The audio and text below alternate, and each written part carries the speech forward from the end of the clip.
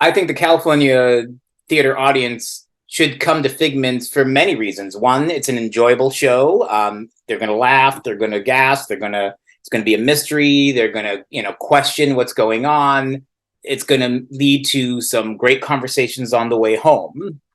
And the second, more important reason is because theater really needs your help right now. Between COVID and all these, laws of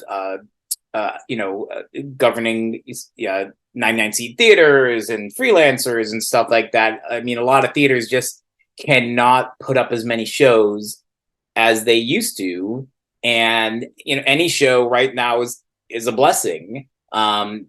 And these actors are working very hard. A lot of them, this is the first time they've been on stage for a long time, and and they're just digging deep and working very hard to create characters and to give a performance that an audience is sure to enjoy. And it would just be a shame that this gets missed.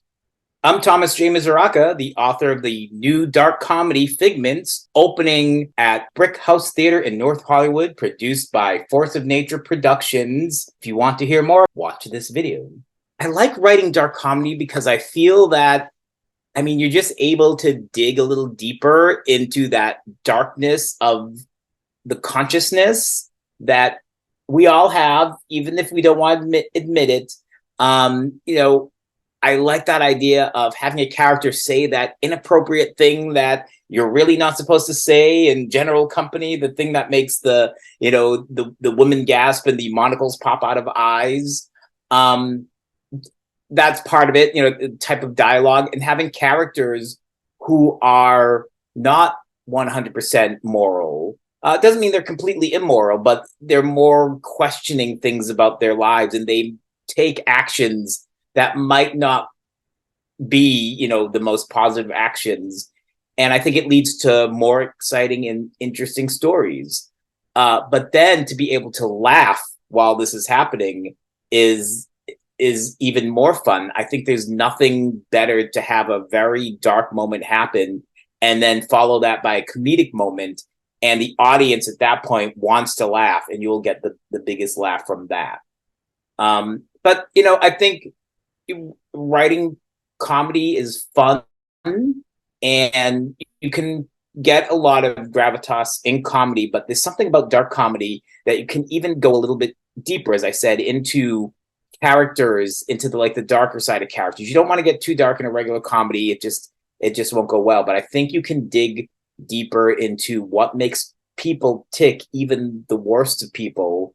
But with that nice balance of comedy, it's not as painful as sitting there watching like a very painful drama about something overly serious. I think almost you almost are okay with it being even darker if you're laughing at the same time.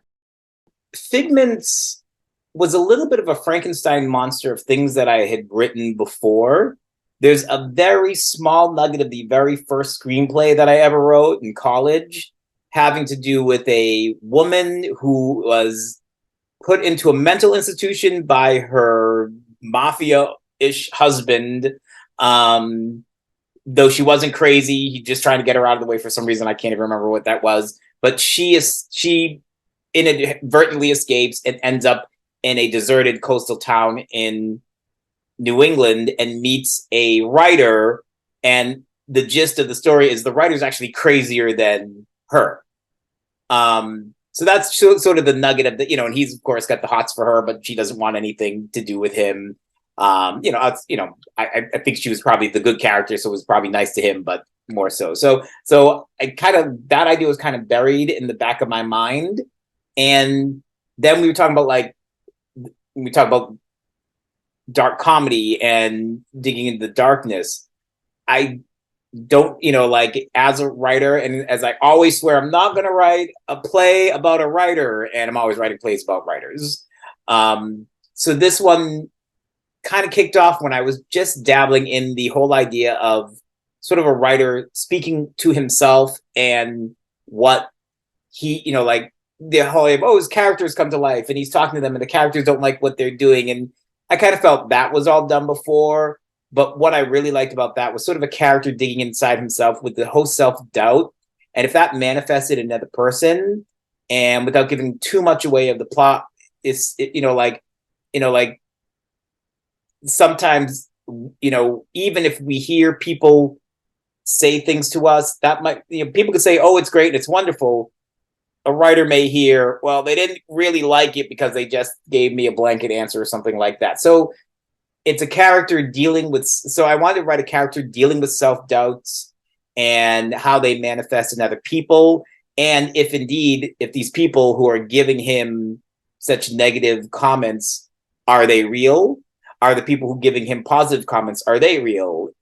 Is everyone real? Is anyone real? Is he real? So once I got to the point of, okay, I'm not a mystery writer. I don't like to write mysteries. I can't do, it's the one format that I really just can't do originally enough. But I felt there was a little bit of a mystery here, of who's real, who's not real, what are people's relationships, and once that started coming, and I felt that I could do multiple levels of, well, if you look at it this way, it might be this way. If you look at it sort of like a choose your own adventure, that's what really got the snowball rolling on this one, and that's the end result of, okay, writer in a community, is he going crazy? Is he going sane? And it just came out from there, and that's where we got Figments. The themes of Figments, as I sort of mentioned earlier, is about, I think, being in the creative world. Doesn't even have to be in the creative world. There's someone who has a desire to do something in life, and what obstacles they have to face, not only in the world itself, but within themselves and within the people that they care about and trust. It does way heavier in the art world because, what do your parents think? Your parents supportive, or do your friends think you're crazy for pursuing this, or do they think you're doing it the wrong way, or do they think there's a better, as a writer, everyone, there's a lot of people who suggest, oh, are you doing everything that you can do to get to the next level? And, I think I am, but I don't know. There's no roadmap, and people who aren't in the arts might not understand that. And just even like total strangers, like, sometimes you'll sit down and I'm at the point where I can sit down and tell a total stranger everything I've done, and they think I'm Neil Simon the way that, I can list the stuff off, but I don't feel that way. I just feel like I'm still doing the same things I've been doing for 20 years. So Figments touches upon those themes of choices in life, and how a person, how they affect a person and how they affect the person around them, as well as touching upon perhaps your family history, a little hint of is there a sense of mental disorder in the family, and how you deal if you're confronted with that information, how do you deal with that? You can go in there like, does this character who, yes, not to give much, he's working on his new book, but we come to find out his former book was a failure, but he blames the publisher, the marketing, and all that stuff. And I've been there too. Like, why didn't that succeed? Was it the publisher? Was it the marketing? Was it me? So, maybe he does think that his writing is good, but the rest of the world doesn't think it, or, or maybe it is good, and this is all all the self-doubt is in his head. So I hope at the end of the day, I wrote a play that you can go in and be like, there is so much later in there. This person may think may be translated as this person's imposter syndrome.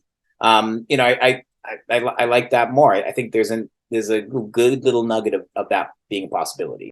I mean, I'll start with the director, Corey Chappell. As I said, this is the third time I've worked with her, even though unfortunately the middle one fell through thanks to COVID. What I like about Corey is let's take creativity off the table. She's organized, and that's, to me, unfortunately, I've worked with some directors who don't even read the script until maybe the night before the show, and and the first rehearsal. And I mean, she really is 125% prepared before she even says, okay, I'm directing this. So, she's got a schedule in mind even before we start casting. And, she's flexible too. She understands that those things have to change, but it's easier to change something that's already in creation than to be like, oh, we're just going to throw it all together when everyone tells me. But she's very organized. She keeps it together. And, and then creatively, she does talk to me about my vision, and she takes that into mind, but she doesn't let that condense her. She does further dilate where I'm coming from. And she also allows the actors to dig deeply into the character. I mean, she's especially this one more so than anything, because there is a lot of character work involved in this one. And she really worked hard to help them dig into it. And she wants me to be as involved as much or as little. And again, I don't say lucky for her, because that sounds kind of rude, but I am not the kind of writer who wants to be there 24/7 when we get into the rehearsal process, because I know it is a little intimidating for the directors and the actors if the writer's sitting in the background, like, because you don't know what are they thinking and all that. And if and as writing plays, I have to understand that eventually you have to let it go. I'm lucky enough that I can be this close. My goal is to have the play, published and available for purchasing and royalties and all that. So I can't be at every production. I can't, micromanage, and I wouldn't want to anyhow. But it is nice to actually sit in the casting room and see what's going on, see who's coming in. And in this case, it was probably, of the plays that I've cast with Force of Nature, one of the easiest and most difficult at the same time. We got a lot of great people who came in, and they all, and maybe it's because the characters, in a sense, have a little bit of fluidity to them, that they could be played multiple ways. There's a mother character. She's not a very nice mother, but she could play as very mean drill sergeant, or she could play it as sickeningly sweet. And so many people came up and gave great interpretations of it. That when we finally, it's just that magical moment when you finally start narrowing it down, and all the people who show up. And even then, we weren't, we were narrowing it down, and we're like, we have a good list of people, which I guess is a better problem to have than we don't have enough people. But at the end of the day, all the right people really showed up for the piece. David Tucker plays Samuel. He's the main character. He's the one. He basically in every scene. He's the writer. Wrote Cottage on Cape Cod, trying to finish his novel. And David is one of the first people who came to audition. So it's that's the other thing too. It's okay, he showed up, he's really good, but have we not seen anybody else? Do we, are we just are we putting him in the role because we haven't seen everybody else yet? But he stood the test of everybody else coming in, and he was actually one of those where he could have played this. There was two, we were casting the two males at the same time. He could have played either, I think. And I think a lot of guys had that flexibility, but he definitely could have played either of the two characters that he was playing. So, but as Samuel, he ended up being fantastic. And the mother character was also a little bit difficult. And Chris Conti came in, and again, supposed to be a really nasty mother, and she played her nasty sweet, which is great. But eventually, she just made that her own. And then Celine Planata, apologize if I mispronounced her name, plays the mysterious girl next door, and again, just comes in, and exactly that she's walking that line of that beautiful mysterious woman, maybe a little on the ditzy side, but then maybe really intelligent beyond that as well. So she really played the gambit well. And then Nish Chanduk as the best friend, I mean, this cast just all came together. I mean, he just, he's the one who is supposedly the caring one, wanting to help his friend. And he really, emotes that through his actions. What I want the audience to get out of Figments is a couple of things. First of all, I want them to sort of enjoy a dark comedy, find a few laughs, be a little shocked here and there. Things are going to be like, there's going to be some gasping moments. I want them to enjoy the roller coaster ride of the mystery of what's going on, what's happening to this person, what's real, what's not real. But at the end of the day, I also want them to reflect on the importance of, good care for mental health in this country, of when should cries for help be recognized and answered, and maybe just think a little bit more of what is a person's reality. We're all all of our realities are different, and when you come into somebody's life, how exactly are they translating the world around them? I think the California theater audience should come to Figments for many reasons. One, it's an enjoyable show. They're going to laugh. They're going to gasp. It's going to be a mystery. They're going to, question what's going on. It's going to lead to some great conversations on the way home. And the second more important reason is because theater really needs your help right now. Between COVID and all these, laws of, governing 99-seat theaters and freelancers and stuff like that. I mean, a lot of theaters just cannot put up as many shows as they used to. And, any show right now is a blessing. And these actors are working very hard. A lot of them, this is the first time they've been on stage for a long time. And, and they're just digging deep and working very hard to create characters and to give a performance that an audience is sure to enjoy. And it would just be a shame that this gets missed. I'm Thomas J. Misuraca, the author of the new dark comedy Figments, opening at Brick House Theater in North Hollywood, produced by Force of Nature Productions. Get your tickets now.